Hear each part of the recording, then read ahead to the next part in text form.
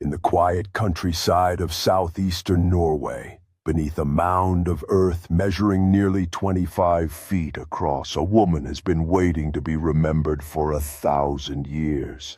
She is known only as VK393, a catalog number assigned by archaeologists, but her story is far richer than a string of letters and digits.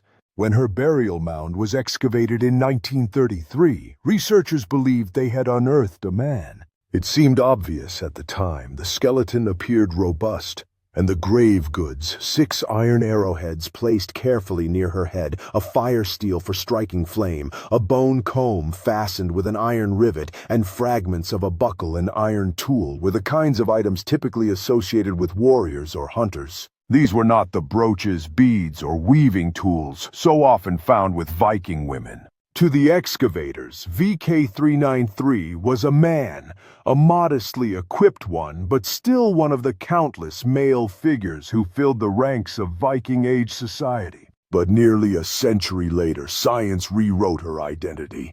Advances in ancient DNA analysis revealed that VK393 was biologically female, carrying mitochondrial haplogroup U8A1A, a lineage linked to ancient and modern Europeans.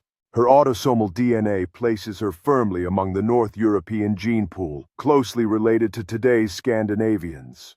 That simple revelation, she was a woman, instantly transformed how we understood her, challenging long-held assumptions about gender, power, and symbolism in Viking burial practices. Her final resting place tells us more than just her sex. VK393 was buried in the center of a carefully constructed mound, her body laid in an east-west orientation, suggesting a community in transition, where pagan traditions and creeping Christian influence intertwined.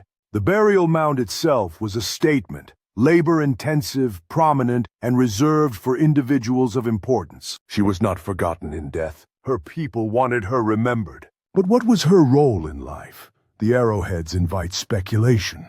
Were they symbols of status, tools of a hunter, or evidence of a woman who may have stepped into roles we usually assign to men, perhaps even a warrior? In the Viking world, such possibilities were not unheard of. Across the Baltic Sea in Birka, Sweden, a woman buried with a full warrior's armament, long assumed male, was revealed by DNA to be female. In Denmark, a woman at Gerdrup was buried with a spear and a sacrificed man at her feet. VK393 joins this small but growing chorus of women whose graves blur the line between gendered expectation and lived reality. Her story is set against the backdrop of 10th to 11th century Norway, an era of transformation. The Viking Age was nearing its end, and Christianity was beginning to take root. Yet Norse traditions still shaped daily life. Women held property, managed farms, and could divorce their husbands, rights almost unthinkable for their counterparts in other parts of Europe. At the same time, the old gods were worshipped in sacred groves and halls, and burial with grave goods remained a deeply pagan practice, even as Christian kings like Olaf Tryggvason sought to end them. VK393 lived at the intersection of these worlds. A Norse woman, remembered through a mound burial, equipped for the afterlife with both practical items and symbols of power. Her grave defies neat categorization. She was no ordinary farm wife, nor was she furnished like a chieftainess.